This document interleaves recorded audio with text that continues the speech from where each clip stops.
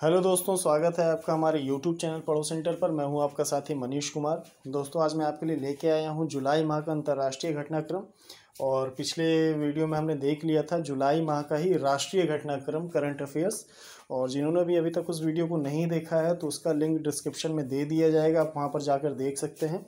और दोस्तों, आप इस चैनल को ज़्यादा से ज़्यादा लाइक करें, शेयर करें, सब्सक्राइब करें, ताकि मेरा भी उत्साह बना रहे कि आपके लिए एक अच्छी वीडियो जो आपकी परीक्षा में काफ़ी ज़्यादा मददगार साबित हो, मैं आपके लिए लेके आता रहूं। तो चलिए देखते हैं आज का पहला टॉपिक जो है अंतर्राष्ट्रीय घटनाक्रम का, कि पहला टॉपिक क्या है। तो पहला है I2U2 का पहला वर्चुअल शिखर सम्मेलन। और ये वर्चुअल तरीके से कब हुआ? 14 जुलाई 2022 को संपन्न हुआ है। और ये I2U2 है क्या, और इसमें कौन कौन से देश जो है शामिल हैं, तो वो देख लेते हैं। I2 यानी कि I 2 बार है तो इंडिया और इजराइल, और U2 2 बार है तो USA और UAE। इसी के पहले अल्फ़ाबेट को मिला करके इस संगठन का नाम I2U2 कर दिया गया है। और जैसे कि क्वाड संगठन है, उसी तरीके से पश्चिम एशिया के लिए ये एक संगठन बनाया गया I2U2। इसके बारे में और आगे देख लेते हैं कि इस समूह की परिकल्पना 18 अक्टूबर 2021 को जब इन चारों देशों के विदेश मंत्रियों की बैठक हुई थी, तो उसी समय निर्णय लिया गया था कि I2U2 ये नाम का एक संगठन बनाया जाए। और इस संगठन में किन किन क्षेत्रों पे के विकास कार्य के लिए संगठन का गठन हुआ है वो देख लेते हैं। तो ये 6 क्षेत्र हैं जिसमें सहयोग और निवेश की पहचान की गई है। और इन 6 क्षेत्रों में देख लेते हैं। पहला है खाद्य सुरक्षा, दूसरा है ऊर्जा, तीसरा है परिवहन, चौथा है स्वास्थ्य, पांचवा है अंतरिक्ष और छठवां है जल। ये आप याद रखिएगा, ये महत्वपूर्ण हो सकता है। और आगे देख लेते हैं इसी के बारे में कि जो 14 जुलाई 2022 को मीटिंग संपन्न हुई, उसमें किस पे ज़्यादा फोकस दिया गया। पहली मीटिंग थी I2U2 की, तो इसमें सबसे ज़्यादा फोकस रहा खाद्य सुरक्षा संकट और स्वच्छ ऊर्जा पे, क्लीन एनर्जी, जिसमें ग्रीन हाउस गैसों के उत्सर्जन पे रोक लगाई जा सके, और खाद्य सुरक्षा संकट का। तो इसके लिए किया क्या गया, तो खाद्य सुरक्षा के लिए लगभग $2 अरब का जो है निवेश भारत में फूड पार्कों की स्थापना के लिए किया जाएगा। अब इन चारों देशों का अपना अपना योगदान रहा इसमें, वो देख लेते हैं। तो ये जो $2 अरब का निवेश है वो संयुक्त अरब अमीरात के द्वारा किया जाएगा, और इजराइल और अमेरिका जो हैं वो तकनीकी सहयोग प्रदान करेंगे, क्योंकि इजराइल की अपनी टेक्नोलॉजी जो है आप देखेंगे कि कृषि के क्षेत्र में या किसी भी क्षेत्र में काफ़ी ज़्यादा प्रोग्रेसिव है। तो उसकी तकनीकी और अमेरिकी कंपनियों की तकनीकी के प्रयास से ये जो है निवेश किया जाएगा, भारत में फूड पार्क की स्थापना की जाएगी। और अगला देख लेते हैं कि इसमें भारत का क्या योगदान रहेगा। बाकी 3 देशों ने तो अपना योगदान दे दिया कि UAE ने पैसे दे दिए, और अमेरिका और इजराइल ने तकनीकी सहयोग दे दिया। तो भारत क्या करेगा? भारत इन फूड पार्कों के लिए भूमि उपलब्ध कराएगा, और साथ ही साथ किसानों को इन फूड पार्कों से जोड़ने की व्यवस्था करेगा। तो इस तरीके से इन चारों देशों का योगदान हो जाएगा विश्व के खाद्य संकट से निपटान के लिए, और ये फूड पार्क की स्थापना की जाएगी। दूसरा, इस बैठक में, सम्मेलन में जो दूसरा फोकस रहा है वो है क्लीन एनर्जी, स्वच्छ ऊर्जा का। तो ऊर्जा क्षेत्र में समझौते के तहत गुजरात में सौर ऊर्जा और पवन ऊर्जा से 300 मेगावाट का बैटरी स्टोरेज सिस्टम स्थापित किया जाएगा, और ये इसमें सहयोग करेगी अमेरिका की ट्रेड एंड डेवलपमेंट एजेंसी।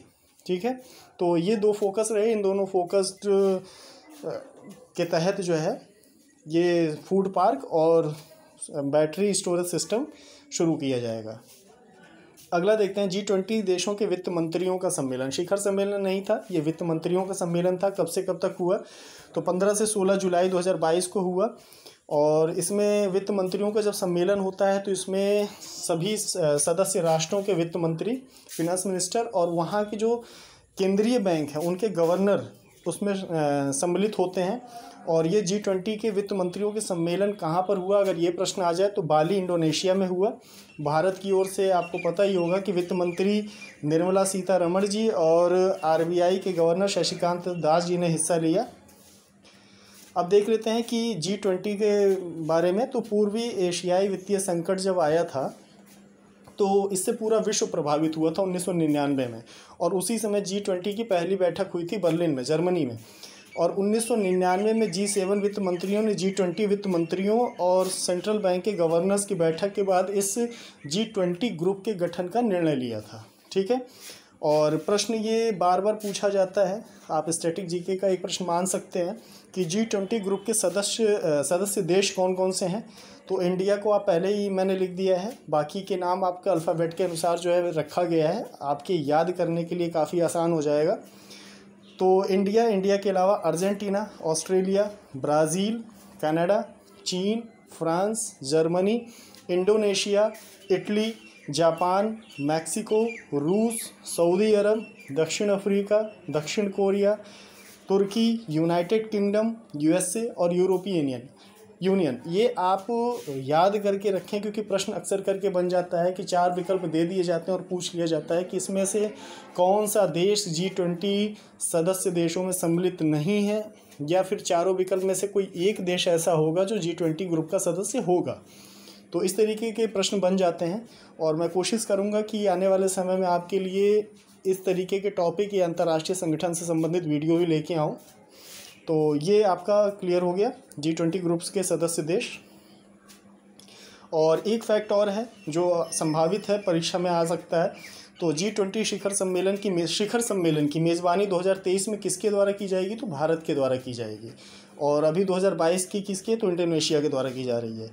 अगला टॉपिक देखते हैं। शिंजो आबे, जो विश्व स्तर के काफ़ी महत्वपूर्ण राजनेता रहे, और इनके जापान के पूर्व प्रधानमंत्री रहे, और सर्वाधिक समय तक प्रधानमंत्री रहने का रिकॉर्ड भी शिंजो आबे के नाम है।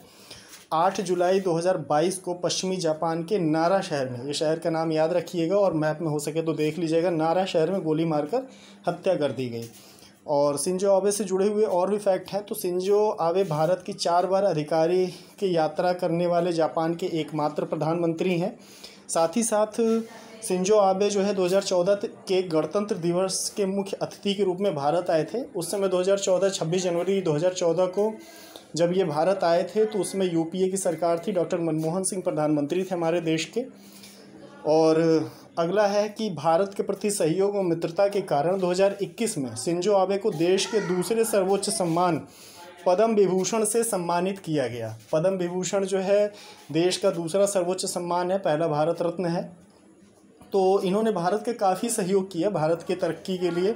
बुलेट ट्रेन का जो प्रस्ताव है जिस पे काम चल रहा है वो भी इन्हीं की देन है, और बाकी और भी कई क्षेत्रों में शिंजो आबे ने काफ़ी योगदान दिया था। अगला टॉपिक देखते हैं कि श्रीलंका के नए राष्ट्रपति रानिल विक्रमसिंघे निर्वाचित हुए। जब श्रीलंका में आर्थिक संकट गहराया, जनता ने राष्ट्रपति भवन और प्रधानमंत्री निवास पर कब्जा कर लिया, एक तरीके से कब्जा ही कहेंगे उसे, और काफ़ी उग्र हो गई। तो उस समय महिंद्रा राजपक्षे और उनके सभी जो है राजनेता देश छोड़कर भाग गए। तो उस समय कार्यवाहक प्रधानमंत्री बनाया गया था रानिल विक्रमसिंघे को। बाद में इनको जो है राष्ट्रपति चुना गया, और ये चुना कब गया? तो 20 जुलाई 2022 को नया राष्ट्रपति चुना गया, और इससे पहले ये कार्यवाहक राष्ट्रपति रहे हैं, ये बात हो ही गई। और सिंघे 6 बार श्रीलंका के प्रधानमंत्री रह चुके हैं। तो इस तरीके से इनके पास एक लंबा राजनीतिक अनुभव है। ठीक है, अगला देखते हैं लेफ्टिनेंट जनरल मोहन सुब्रमण्यम। तो लेफ्टिनेंट जनरल मोहन सुब्रमण्यम जो है ये चर्चा में क्यों रहे? तो संयुक्त राष्ट्र संघ द्वारा दक्षिण सूडान में 5 जुलाई 2022 को संयुक्त राष्ट्र मिशन के फोर्स कमांडर नियुक्त किए गए। जो संयुक्त राष्ट्र संघ द्वारा दक्षिणी सूडान में शांति सेना भेजी गई है तो उसमें ये फोर्स कमांडर नियुक्त किए गए हैं, इसीलिए चर्चा में रहे लेफ्टिनेंट जनरल मोहन सुब्रमण्यम। और आज के वीडियो का आखिरी टॉपिक देख लेते हैं, वसीफ़ा नजरीन। ये कौन है?